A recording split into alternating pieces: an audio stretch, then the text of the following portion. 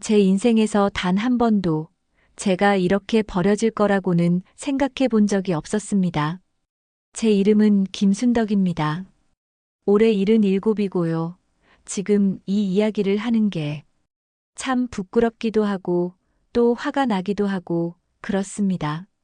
하지만 누군가는 들어줘야 할 것 같아서요. 제가 잘못한 건지 아니면 세상이 변한 건지 그것도 모르겠어서 이렇게 말을 꺼내봅니다. 저는 평생을 아들 하나 키우느라 살았습니다. 남편은 일찍 돌아가셨어요. 아들이 중학교 2학년 때였습니다. 교통사고였어요. 갑자기 하늘이 무너지는 것 같더라고요. 그때 저는 38이었는데 정신을 차려보니 손에 든 건 아들 하나뿐이었습니다. 엄마가 책임질게. 엄마가 너 대학까지 보낼게. 그렇게 다짐하고 시작한 삶이었습니다. 새벽 4시에 일어나서 식당에 나가 설거지를 했습니다. 점심시간에는 공장 식당으로 옮겨가서 배식을 도왔고요. 저녁에는 편의점 야간 아르바이트를 했습니다. 하루에 서너 시간밖에 못 잤어요. 그래도 괜찮았습니다. 아들이 밥 먹고 학교 가고 학원비 낼 수 있으면 그걸로 됐으니까요. 아들은 착했습니다. 공부도 잘했고요. 반에서 상위권이었어요. 친구들이 PC방 가자고 해도 안 가고 집에 와서 책상에 앉아 있었습니다. 엄마, 나 열심히 할게. 엄마 고생 안 시킬게.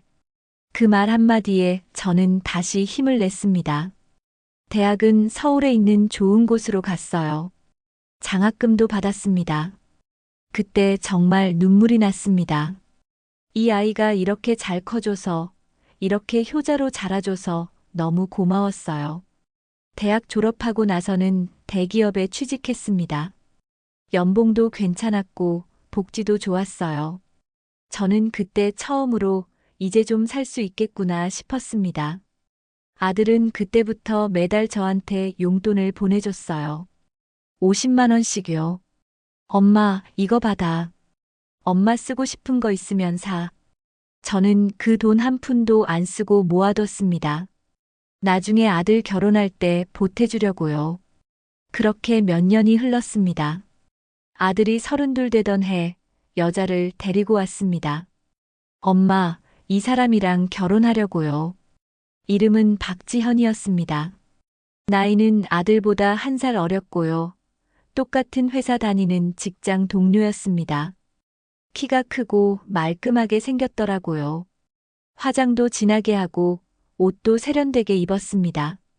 저는 그날 정성껏 음식을 준비했어요. 갈비찜에 잡채에 전도 부치고요. 아들이 좋아하는 것들로 다 차려놨습니다. 그런데 그 여자는 거의 손도 안 댔어요. 저 다이어트 중이라서요. 그러면서 핸드폰만 보고 있었습니다. 저는 속으로 좀 서운했지만 처음이니까 어색할 수도 있지 하고 넘어갔습니다. 지연 씨, 우리 민수 잘 부탁드려요. 네, 어머님. 말은 그렇게 했지만 눈빛이 차가웠습니다. 웃는데 눈은 안 웃더라고요. 그래도 아들이 좋아하는 여자니까 저는 마음을 열려고 노력했습니다. 결혼 준비는 빠르게 진행됐습니다. 저는 그동안 모아둔 돈을 다 꺼냈어요. 3천만 원 정도 됐습니다. 아들 용돈이랑 제가 일하면서 모은 돈, 그리고 남편 보험금 일부까지 합쳐서요. 민수야, 이거 받아. 신혼집 꾸미는데 쓰렴. 아들은 눈물을 글썽였습니다. 엄마, 고마워요. 제가 꼭 효도할게요. 저는 그 말이 진심인 줄 알았습니다. 결혼식은 강남에 있는 예식장에서 했습니다. 화려했어요. 하객도 많았고요. 신부 쪽 하객들은 다들 옷을 잘 입고 차도 좋은 걸 타고 왔더라고요. 저는 그날 제일 싼 한복을 빌려 입고 갔습니다. 그래도 아들 결혼식이니까 기분은 좋았어요. 그런데 신부 어머니가 저한테 말을 걸더라고요. 어머님, 사돈 되셨네요. 앞으로 잘 지내요.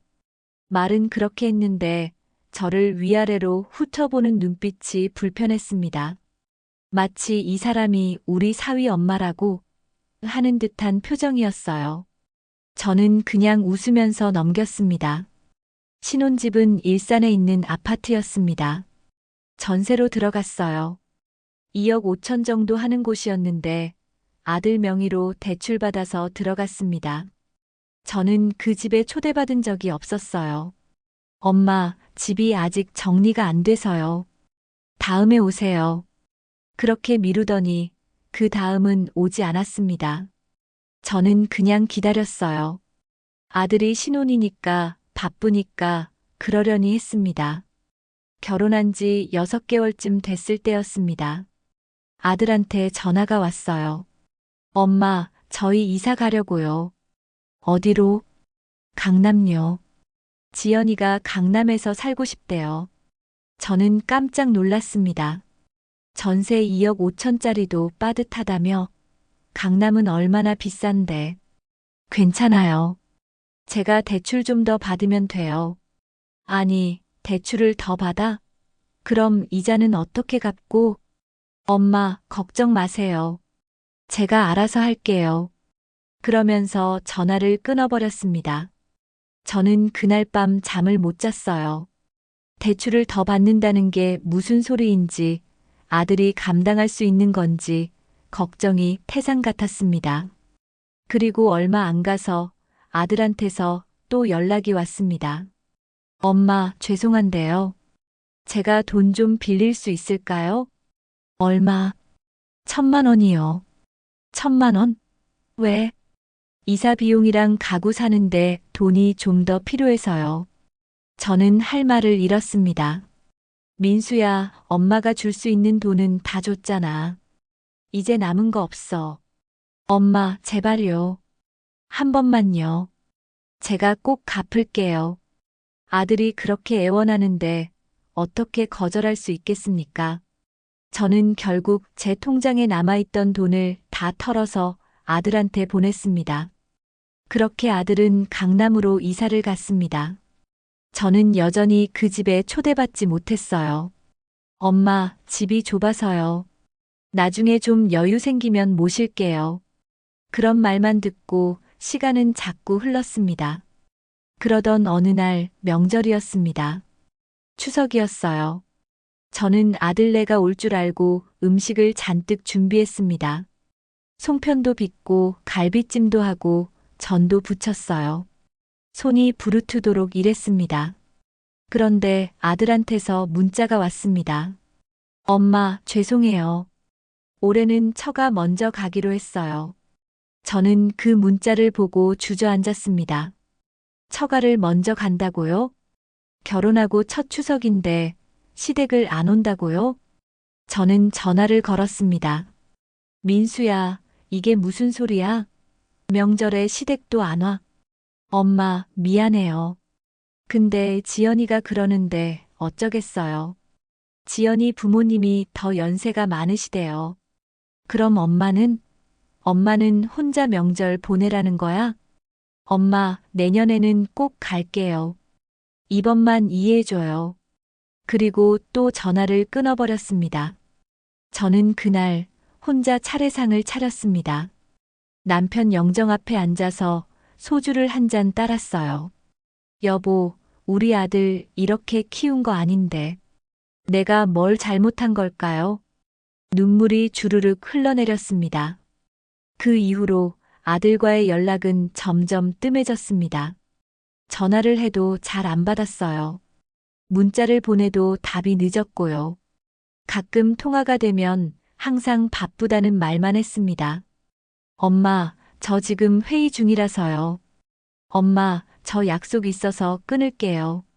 그러면서 저를 멀리했습니다. 저는 서운했지만 참았어요.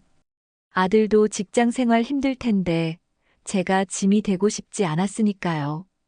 그런데 어느 날 제가 아팠습니다. 가슴이 답답하고 숨이 잘 안 쉬어지더라고요. 병원에 갔더니 협심증이라고 하더군요. 스텐트 시술을 받아야 한다고 했습니다. 저는 아들한테 전화를 걸었어요. 민수야, 엄마가 병원에 입원했어. 네. 무슨 일이에요? 협심증이래. 수술해야 한대. 아, 그렇구나. 엄마, 그럼 혼자 할 수 있어요? 저는 귀를 의심했습니다. 혼자? 네. 저 지금 출장 중이라서요. 그리고 지연이도 일 때문에 바빠서. 엄마 혼자 하실 수 있죠? 민수야, 엄마가 수술하는데. 엄마, 죄송한데 저 진짜 안 되거든요. 혼자 하세요. 돈은 제가 보낼게요. 그리고 또 전화를 끊었습니다. 저는 병원 침대에 누워서 천장만 바라봤습니다. 내가 이 아이를 이렇게 키웠나. 가슴이 미어지는 것 같았습니다. 수술은 무사히 끝났습니다. 저 혼자서요. 병원비는 아들이 보내줬어요. 그것만 고마워해야 하는 건지 저는 모르겠더라고요. 퇴원하고 나서 저는 혼자 집으로 돌아왔습니다. 빈집이 너무 쓸쓸했어요. 아들은 그 뒤로도 한 번도 찾아오지 않았습니다. 저는 점점 외로워졌어요. 혼자 밥 먹고, 혼자 약 먹고, 혼자 병원 가고. 그게 제 일상이 됐습니다. 그러던 어느 날 아들한테서 전화가 왔어요. 엄마, 저희 애 생겼어요. 뭐? 지연이가 임신했어요. 5달 됐대요. 저는 기뻤어야 했습니다. 손주가 생긴다는 건데 말이죠. 그런데 이상하게 기쁘지가 않았어요. 아들 목소리에서 따뜻함이 느껴지지 않았거든요. 그래, 축하한다. 네. 그런데 엄마, 출산 준비금 좀 보태주실 수 있어요? 뭐, 애 낳으면 돈 많이 들잖아요. 엄마가 좀 도와주시면 좋을 것 같아서요. 저는 웃음이 나왔습니다. 쓴 웃음이요. 민수야, 엄마 지금 돈 없어. 병원비 내느라 다 썼어. 에이, 엄마. 그래도 좀 있으시잖아요. 연금도 나오시고. 그 돈으로 엄마가 어떻게 먹고 사는데. 엄마, 그럼 손주 보기 싫으세요? 저는 할 말을 잃었습니다. 아들이 이렇게까지 변할 수 있는 건가요? 그 후로 몇 달이 지났습니다. 며느리는 딸을 낳았어요. 저는 산후조리원으로 찾아갔습니다. 손주 얼굴이라도 보고 싶어서요. 그런데 면회실 문 앞에서 며느리 어머니를 만났습니다. 어머님 오셨어요? 네, 손주 보러 왔어요. 아, 지연이가 지금 좀 피곤해 하거든요. 다음에 오시는 게 어떨까요? 다음에요? 네. 산후조리원은 아무래도 조용해야 해서요. 그러면서 저를 막아섰습니다. 저는 그냥 돌아서서 나왔어요. 눈물이 나려는 걸 꼭 참으면서요. 그날 저는 집에 돌아와서 하루 종일 울었습니다. 나는 이 아이한테 뭔데? 나는 진짜 아무것도 아닌 사람인가? 아이가 100일이 됐을 때 저는 초대받지 못했습니다. 엄마, 조촐하게 처가 식구들만 모여서 할 거예요. 돌잔치도 마찬가지였어요. 엄마, 장소가 좁아서요. 가까운 사람들만 초대하기로 했어요. 저는 가까운 사람이 아니었던 모양입니다. 친정 엄마도 아니고 시어머니인데 말이죠. 저는 그냥 입을 다물었습니다. 더 이상 아무 말도 하고 싶지 않았어요. 그렇게 또 시간이 흘렀습니다. 저는 가끔 아들한테 전화를 걸었어요. 한 달에 한 번 정도요. 민수야, 잘 지내니? 네, 엄마. 바빠요. 손주는? 잘 크고 있어요. 그래. 그게 전부였습니다. 우리 사이에는 더 이상 할 말이 없었어요. 저는 그게 너무 슬펐습니다. 평생을 이 아이 하나 키우느라 살았는데, 이제는 남처럼 지내야 한다는 게. 그러던 어느 날이었습니다. 저는 동네 슈퍼에서 장을 보고 있었어요. 그런데 우연히 며느리를 마주쳤습니다. 며느리는 아이를 유모차에 태우고 있었어요. 어머님? 지연 씨, 저는 반가웠습니다. 손주 얼굴을 제대로 보는 게 처음이었거든요. 아이고, 우리 손주. 얼마나 컸어. 저는 유모차를 들여다봤습니다. 아기는 새하얗고 예뻤어요. 눈이 또렷하고 입술이 빨갛더라고요. 정말 예쁘네. 누굴 닮았는지. 그때였습니다. 며느리가 유모차를 뒤로 빼더라고요. 어머님, 아기 건드리지 마세요. 네. 손 씻으셨어요? 아기는 면역력이 약해서요. 저는 멍하니 며느리를 바라봤습니다. 나. 손 안 씻었다고 손주도 못 만져? 네. 요즘 독감도 돌고 그러니까요. 조심해야죠. 그러면서 며느리는 유모차를 끌고 가버렸습니다. 저는 그 자리에 서서 한참을 멍하니 있었어요. 가슴이 철렁 내려앉는 것 같았습니다. 집에 돌아와서 저는 아들한테 전화를 걸었습니다. 민수야, 엄마가 오늘 지연이 만났는데. 네, 지연이한테 들었어요. 엄마가 손주 한번 안아보고 싶은데 그것도 안 되니? 엄마, 지연이 말이 맞아요. 요즘 애들 키우는 게 예전이랑 다르거든요. 위생 관리 철저히 해야 해요. 그래도 엄마가 시어머니인데 손주 한번 안아보는 게 뭐가 잘못이야. 엄마, 지연이가 싫다는데 어떡해요? 저는 그 말에 화가 났습니다. 그럼 너는 항상 지연이 편만 들 거야? 엄마, 지연이는 제 아내예요. 당연히 아내 편 들어야죠. 엄마는 뭔데? 엄마는 엄마잖아요. 저는 말문이 막혔습니다. 야, 김민수. 너 지금 무슨 소리 하는 거야? 엄마가 너 키우느라 얼마나 고생했는지 알아? 알죠. 그런데 그게 지금이랑 무슨 상관이에요? 뭐, 엄마, 저 키워준 건 고맙지만요. 그렇다고 제가 평생 엄마한테 빚진 것처럼 살 수는 없잖아요. 저는 그 말을 듣고 정말 숨이 막히는 줄 알았습니다. 너, 지금 엄마한테 빚진 것 같다고? 그런 뜻은 아니고요. 그냥 이제 저도 제 가정이 있으니까 엄마한테만 신경 쓸 수 없다는 거예요. 그럼 엄마는 버리겠다는 거야? 버린다는 게 아니라, 엄마, 제발 이해 좀 해줘요. 그리고 아들은 또 전화를 끊었습니다.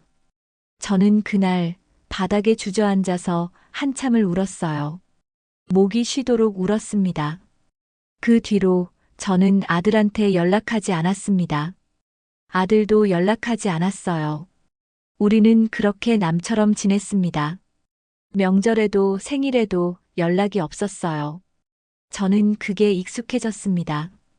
슬프지만 익숙해지더라고요. 그렇게 2년이 흘렀습니다. 그러던 어느 날 아들한테서 갑자기 전화가 왔어요. 엄마, 저 좀 급한 일이 생겼어요. 무슨 일인데? 회사에서 구조조정이 있었어요. 제가 명단에 들어갔어요. 저는 깜짝 놀랐습니다. 그럼 너 잘렸다는 거야? 네. 다음 달까지만 다니고 나와야 해요. 그럼 어떡하려고? 일단 다른 회사 알아보고 있는데요. 근데 문제가 있어요. 뭔데? 대출이요. 전세 대출이랑 신용대출 합쳐서 1억 5천이 넘어요. 이자만 한 달에 100몇십만 원이에요. 저는 한숨이 나왔습니다. 그걸 어떻게 감당하려고 그렇게 대출을 받았어. 엄마, 지금 그런 얘기할 때가 아니에요. 제가 진짜 위기예요. 그래서, 엄마, 돈 좀 빌려주실 수 있어요? 저는 웃음이 나왔습니다. 나한테 무슨 돈이 있다고. 엄마, 연금 나오시잖아요. 그거라도 좀 보내주세요. 그 돈으로 엄마가 밥 먹고 사는데. 엄마, 제발요. 저 진짜 급해요. 지연이랑 애도 있는데 길거리에 나 앉을 수는 없잖아요.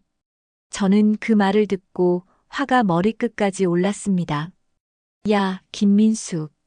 너 지금 무슨 소리 하는 거야? 엄마 버릴 땐 언제고 돈 필요할 땐 생각나. 엄마, 그게 아니라. 닥쳐. 나 너 같은 자식 없어. 그리고 저는 전화를 끊어버렸습니다. 손이 부들부들 떨렸어요. 그 후로 아들은 계속 전화를 했습니다. 저는 한 통도 받지 않았어요. 문자도 수십 통 왔습니다. 엄마, 제발 전화 좀 받아주세요. 엄마, 저 진짜 힘들어요. 엄마, 도와주세요. 저는 그 문자들을 보면서 참 아이러니하다는 생각이 들었어요. 이 아이는 엄마가 힘들 때는 한 번도 곁에 없었으면서 자기가 힘들 때만 엄마를 찾는구나. 저는 그게 너무 비참했습니다. 일주일쯤 지났을 때 아들이 집으로 찾아왔습니다. 초인종을 계속 누르더라고요. 엄마, 엄마, 문 좀 열어주세요. 저는 문을 열지 않았어요. 엄마, 제발요. 저 진짜 죽을 것 같아요. 아들은 문 앞에서 한참을 울었습니다. 저는 문 뒤에 서서 그 소리를 들었어요. 가슴이 찢어지는 것 같았지만 저는 끝까지 문을 열지 않았습니다. 그리고 아들은 결국 돌아갔어요. 며칠 후 며느리한테서 전화가 왔습니다. 어머님, 저예요. 지연이요. 뭔데? 어머님, 제발 민수 좀 도와주세요. 저희 진짜 힘들어요.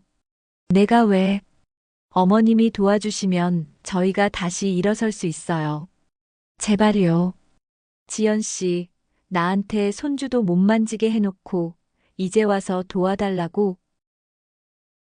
그건 제가 잘못했어요. 죄송해요. 입으로만 죄송하다고 하지 말고 진심으로 반성해. 어머님, 그리고 말이야. 너희가 나한테 어떻게 했는지 기억해.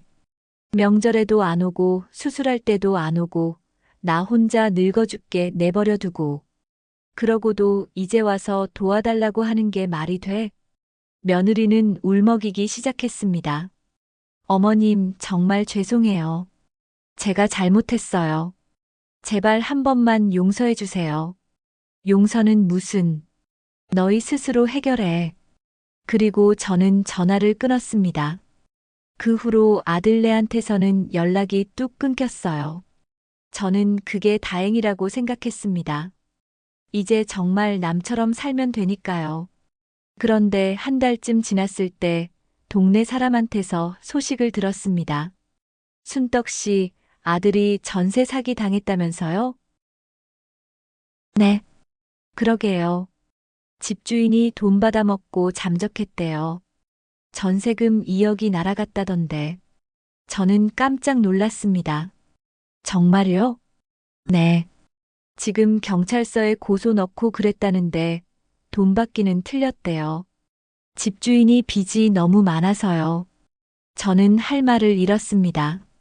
2억이 날아갔다고요? 그럼 아들은 지금 어디서 사는 건가요? 저는 걱정이 돼서 결국 아들한테 전화를 걸었습니다. 민수야, 너 괜찮아? 엄마. 아들 목소리가 축 처져 있었어요. 전세 사기 당했다며? 네. 다 날아갔어요. 지금은 어디 있어? 고시원이요. 지연이랑 애랑 셋이서요. 저는 가슴이 철렁했습니다. 고시원? 애를 고시원에서 키워. 엄마, 다른 데 갈 곳이 없어요. 월세 낼 돈도 없고 대출 이자도 못 갚고 있어요. 아들이 울먹이기 시작했습니다. 엄마, 저 진짜 어떡하면 좋아요. 저 이제 정말 끝난 것 같아요. 저는 한숨이 나왔어요. 평생을 이 아이 하나 키우느라 살았는데 이 아이는 결국 이렇게 됐습니다. 제가 뭘 잘못한 걸까요? 저는 그날 밤 한참을 고민했습니다. 아들을 도와줘야 하나 말아야 하나. 저는 돈이 없었어요. 연금이랑 저축한 돈 조금밖에 없었고 그것도 제가 살아가는데 필요한 돈이었습니다. 하지만 아들이 고시원에서 산다는 게 손주가 그런 곳에서 자란다는 게 마음이 아팠어요. 결국 저는 결정을 내렸습니다. 제가 살던 집을 팔기로 했어요. 그 집은 남편이 남긴 유일한 재산이었습니다. 작은 빌라였지만 시세로는 1억 5천 정도 되는 곳이었어요. 저는 부동산에 가서 집을 내놨습니다. 어머님, 급하게 파시는 거예요? 네. 빨리 팔아야 해요. 그럼 조금 싸게 내놔야 할 텐데요. 괜찮아요. 빨리만 팔리면 돼요. 집은 한 달 만에 팔렸습니다. 1억 3천에요. 저는 그 돈으로 아들의 대출을 갚아줬어요. 그리고 남은 돈으로 아들네가 작은 전셋집에 들어갈 수 있게 도와줬습니다. 아들은 전화로 울면서 고맙다고 했어요. 엄마, 정말 고마워요. 제가 꼭 은혜 갚을게요. 저는 그저 한숨만 나왔습니다. 그래, 잘 살아라. 집을 팔고 나서 저는 갈 곳이 없었어요. 아들한테 같이 살자고 할 수도 없었고요. 며느리가 싫어할 게 뻔했으니까요. 저는 결국 월세 원룸을 얻었습니다. 보증금 500에 월세 40만 원짜리요. 방은 좁았어요. 작은 침대 하나 놓으면 끝이었습니다. 하지만 어쩔 수 없었어요. 이게 제가 살 수 있는 곳이었으니까요. 저는 그곳에서 혼자 살기 시작했습니다. 아들은 새 직장을 구했습니다. 연봉은 예전보다 적었지만 그래도 다행이었어요. 아들네는 작은 전셋집에서 다시 시작했습니다. 저는 가끔 아들한테 전화를 걸었어요. 민수야, 잘 지내니? 네, 엄마. 덕분에 잘 살고 있어요. 그래, 다행이다. 엄마는요? 엄마도 잘 지내세요? 응, 잘 지내. 거짓말이었습니다. 저는 전혀 잘 지내지 못했어요.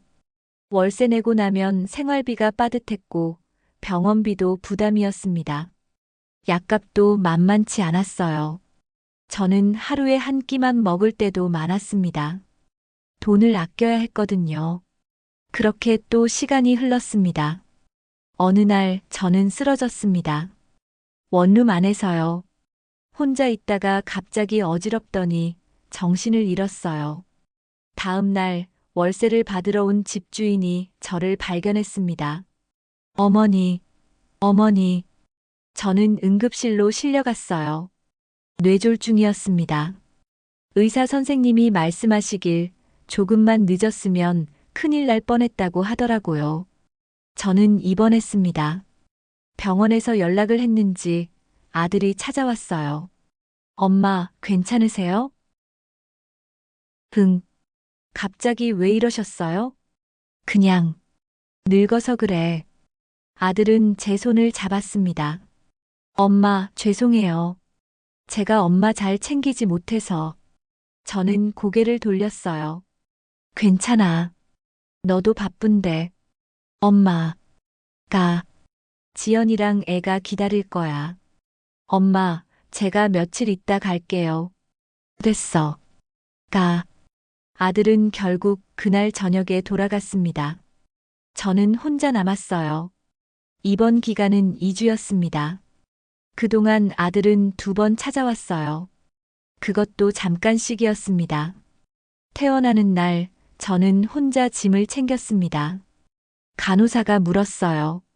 보호자분은요? 없어요. 혼자 가시게요? 네. 간호사는 안타까운 표정을 지었지만 할 수 있는 게 없었어요. 저는 택시를 타고 원룸으로 돌아왔습니다. 방문을 열고 들어서는데 너무 쓸쓸하더라고요. 내 인생이 이렇게 끝나는구나. 그런 생각이 들었습니다. 그로부터 몇 달이 지났습니다. 저는 점점 더 쇠약해졌어요. 왼쪽 팔이 잘 안 움직였고 걷는 것도 힘들었습니다. 병원을 가야 했지만 돈이 없었어요. 연금으로는 월세 내고 밥 먹는 것도 빠듯했습니다. 저는 하루하루를 버티며 살았어요. 그러던 어느 날 아들한테서 전화가 왔습니다. 엄마, 저희 이번에 아파트 분양받았어요. 그래. 네. 3억짜리요. 지연이 부모님이 좀 도와주셔서요. 저는 말이 안 나왔습니다. 그래, 잘 됐네. 엄마도 나중에 집들이 올 때 오세요. 그래. 저는 전화를 끊고 한참을 멍하니 앉아 있었어요. 아들은 3억짜리 아파트를 분양받았는데 저는 월세방에서 하루 한 끼 먹으며 살고 있었습니다. 이게 맞는 건가요? 그날 밤 저는 남편 영정을 꺼내봤습니다. 여보, 내가 뭘 잘못한 거예요? 내가 왜 이렇게 살아야 해요? 눈물이 주르륵 흘러내렸습니다. 우리 아들 잘 키운 거 맞죠? 그죠? 대답은 없었어요. 저는 그날 밤새 울었습니다. 그리고 며칠 후 저는 결심했습니다. 더 이상 아들한테 기대지 않기로요. 저는 아들 전화번호를 차단했어요. 문자도 카톡도 다 차단했습니다. 이제 정말 남처럼 살기로 한 겁니다. 그게 서로한테 나은 것 같았어요. 그렇게 또 시간이 흘렀습니다. 저는 동네 복지관에 나가기 시작했어요. 거기서 비슷한 처지의 할머니들을 만났습니다. 저희도 그래요. 자식들이 다 그렇더라고요. 맞아요. 키울 때는 엄마 엄마 하더니 커서는 남 취급하더라고요. 우리는 서로 위로하며 살았습니다. 그게 조금은 위안이 됐어요. 저만 이런 게 아니구나 하는 생각에요. 그러던 어느 날 동네에서 아들네를 마주쳤습니다. 아들은 며느리, 손주와 함께 있었어요. 손주는 많이 컸더라고요. 이제 4살쯤 됐을까요? 아들이 저를 봤습니다. 엄마. 저는 그냥 지나쳤어요. 엄마, 엄마. 아들이 뛰어와서 제 앞을 막아섰습니다. 엄마, 왜 연락 안 받으셨어요? 제가 전화 몇 번 했는데. 차단했어. 네. 너희 전화번호 다 차단했어. 이제 연락하지 마. 엄마, 무슨 말씀을. 너는 내 가족 잘 챙겨. 나는 이제 상관없어. 엄마. 저는 아들을 밀치고 지나갔습니다. 뒤에서 며느리가 뭐라고 하는 소리가 들렸지만 신경 쓰지 않았어요. 저는 그냥 걸어갔습니다. 집에 돌아와서 저는 울지 않았어요. 이상하게 눈물도 안 나더라고요. 그냥 담담했습니다. 이게 맞는 거야. 이렇게 사는 게. 저는 그렇게 스스로를 다독였어요. 그로부터 몇 달 후 명절이 다가왔습니다. 추석이었어요. 저는 혼자 차례상을 차렸습니다. 남편 영정 앞에요. 여보, 우리 잘 살았죠? 그죠? 말은 그렇게 했지만 확신은 없었어요. 저는 소주를 한 잔 따라서 남편 영정 앞에 놓고 한 잔은 제가 마셨습니다. 여보, 나 이제 곧 갈 것 같아요. 거기서 기다려요. 그렇게 중얼거리고 있는데 초인종이 울렸습니다.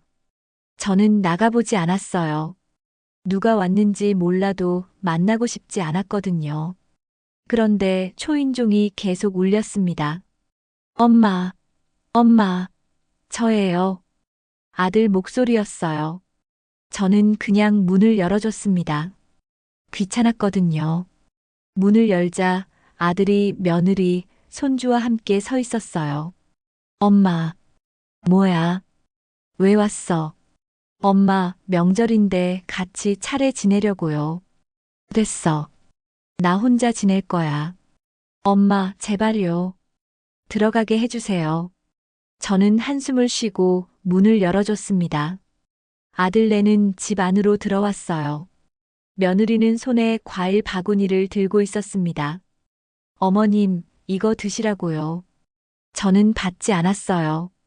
됐어. 가져가. 어머님, 나 필요 없어. 가져가라니까. 며느리는 당황한 표정으로 아들을 쳐다봤어요. 아들은 제 앞에 무릎을 꿇었습니다. 엄마, 제가 잘못했어요. 뭐? 제가 엄마한테 너무 못했어요.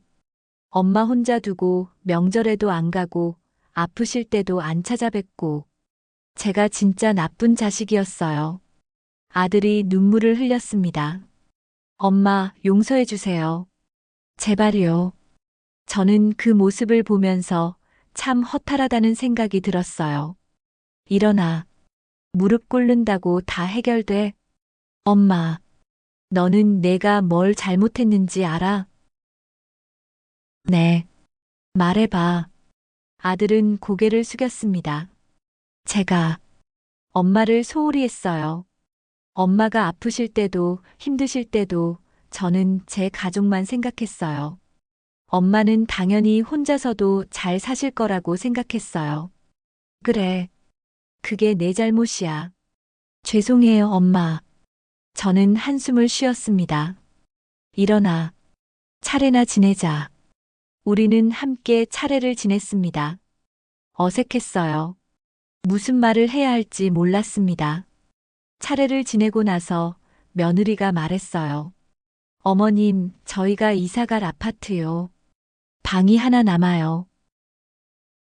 그래서 어머님, 저희랑 같이 사시는 게 어떨까요? 저는 깜짝 놀랐습니다. 뭐, 어머님 혼자 계시면 불편하시잖아요. 저희가 모시겠어요. 저는 며느리를 빤히 쳐다봤어요. 진심이야? 네, 진심이에요. 너 나 싫어하잖아. 며느리는 고개를 숙였습니다. 어머님, 제가 잘못했어요. 제가 너무 이기적이었어요. 어머님한테 상처를 많이 드렸죠. 정말 죄송해요. 저는 할 말을 잃었습니다.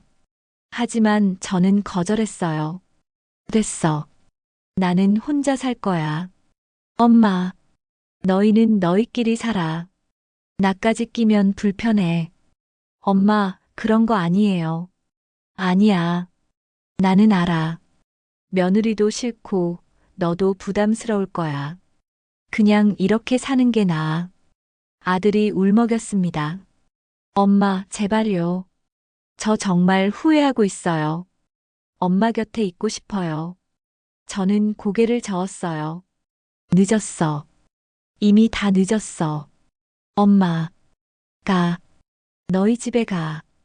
결국 아들네는 돌아갔습니다. 저는 다시 혼자 남았어요. 그날 밤 저는 잠을 이룰 수 없었습니다. 아들의 그 눈물이, 며느리의 그 말이 자꾸 떠올랐어요. 진심이었을까? 하지만 저는 믿을 수 없었습니다. 너무 많이 배신당했거든요. 그로부터 일주일 후 아들이 또 찾아왔습니다. 이번에는 혼자였어요. 엄마, 이거 드시라고요. 반찬통을 들고 왔더라고요. 됐어. 가져가. 엄마, 그냥 받아주세요. 제가 만든 거예요. 너가? 네. 지연이한테 배웠어요. 저는 반찬통을 받았습니다. 열어보니 나물 반찬이 담겨 있었어요. 맛없을 거야. 그래도 드셔보세요. 아들은 웃었습니다. 저는 그 웃음을 보면서 참 오랜만에 보는 것 같다는 생각이 들었어요. 아들의 진짜 웃음을요. 그 후로 아들은 일주일에 한 번씩 찾아왔습니다. 반찬을 가져오고 집 청소를 도와주고 병원에도 데려다 줬어요. 며느리도 가끔 같이 왔습니다. 손주를 데리고요. 손주는 이제 저를 할머니라고 불렀어요. 할머니, 이거 할머니 드릴 거예요. 유치원에서 만든 그림을 주더라고요. 저는 그걸 받아들고 눈물이 날 것 같았습니다. 그렇게 또 몇 달이 흘렀습니다. 아들은 꾸준히 찾아왔어요. 한 번도 빠뜨리지 않고요. 며느리도 달라졌습니다. 저한테 말을 부드럽게 하고 손주를 안겨주기도 했어요. 어머님, 한번 안아보세요. 저는 손주를 안았습니다. 따뜻하고 부드러웠어요. 이게 손주구나. 그제야 실감이 났습니다. 어느 날 아들이 물었어요.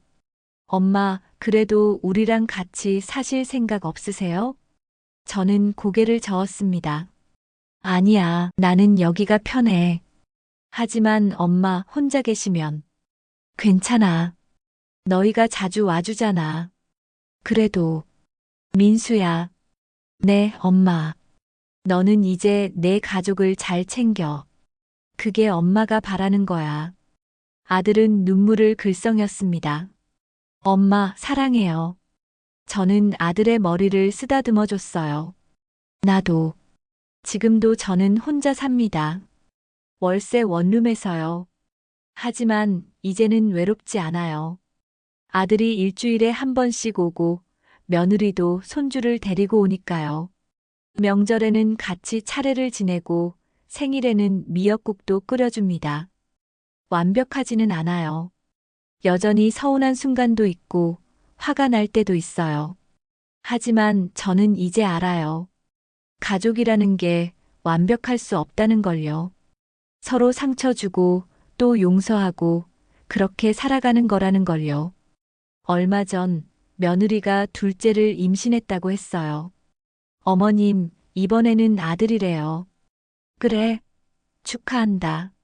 어머님, 이번에는 제가 산후조리 끝나고 바로 어머님 뵈러 올게요. 저는 고개를 끄덕였습니다. 그래, 고맙다. 며느리는 웃었어요. 진심 어린 웃음이었습니다. 저는 지금도 가끔 생각합니다. 내가 뭘 잘못한 걸까? 내가 아들을 너무 의지한 걸까? 내가 너무 많은 걸 바란 걸까? 정답은 모르겠어요. 하지만 한 가지는 알아요. 인생이라는 게 누구한테나 공평하지 않다는 거요. 어떤 사람은 자식한테 사랑받으며 살고 어떤 사람은 버림받으며 살아요. 저는 그 중간쯤에 있는 것 같아요. 완전히 버려진 건 아니지만 완전히 사랑받는 것도 아닌. 그래도 괜찮습니다. 적어도 지금은 아들이 저를 찾아오니까요. 그것만으로도 감사해요. 오늘도 저는 창밖을 바라봅니다. 좁은 원룸 창문으로 보이는 하늘은 작지만 그래도 파랗습니다. 저는 그 하늘을 보면서 생각해요. 오늘도 살아있구나. 오늘도 숨 쉬고 있구나. 그리고 내일도 모레도 저는 이렇게 살아갈 겁니다. 아들이 찾아올 그날을 기다리면서요. 손주가 할머니라고 부를 그 목소리를 기다리면서요. 완벽하지 않아도 괜찮아요. 이게 제 인생이니까요. 끝내 아들은 며느리 편을 들었습니다. 하지만 결국 아들은 다시 저를 찾아왔습니다. 그게 전부입니다. 그것만으로도 저는 충분합니다.